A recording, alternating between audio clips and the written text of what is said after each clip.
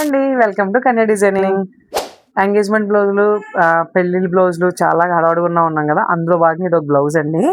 చూడండి ఒకసారి డీటెయిలింగ్ చూడండి. మొత్తం మనకి రెండు బార్డర్ మీదకి ఇలా ఒక స్టెప్ వచ్చిందండి. ఇంకొక స్టెప్ ఇక్కడ కావాలంటే వేసుకోవచ్చు, లేదంటే లేదు.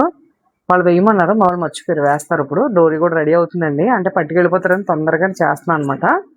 ఫ్రంట్ మనకి కప్స్ వేస్తే ఇలా నీట్గా ఉంటుందండి బ్లౌజు.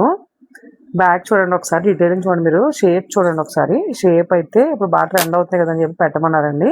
ఈ షేప్ ఇలా ఇచ్చాము. ఇక్కడ దీనికి చూడండి, సారీకి కుచ్చులు వేసామన్నమాట. ఇక్కడ లోటస్ పెట్టి మధ్యలో వేసాము. చూడండి ఒకసారి సారీ కలర్, సారీ కలర్ తీసుకుని ఇది ఇంకొక పెళ్లి బ్లౌజ్ అండి. పెళ్లి కూతురుది, చాలా సన్నగా ఉంది ఈ అమ్మాయి. ఇది బ్యాక్ అండి. హ్యాండ్ ఇలా బార్డర్ యూస్ చేసామన్నమాట. అంటే వాళ్ళు బడ్జెట్ తీసుకురావాలని మేము ఇలా హ్యాండ్కి అదే బార్డర్ వేసామండి. కింద చేతికి లాగా దగ్గరగా ఇచ్చాము. బాగున్నాయి కదా. సారీ కూడా చాలా బాగుందండి, నాకు చాలా బాగా నచ్చింది. కానీ వీటిలో వాడే మెటీరియల్తో మనకి కాస్ట్ అనేది ముడిపడి ఉంటుందండి.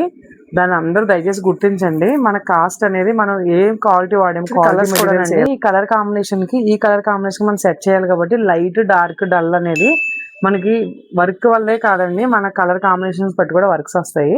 హ్యాండ్ ఇలా ఇచ్చాము. బ్యాక్ సైడ్ ఇలా వచ్చింది. ఫ్రంట్ ఇలాగా.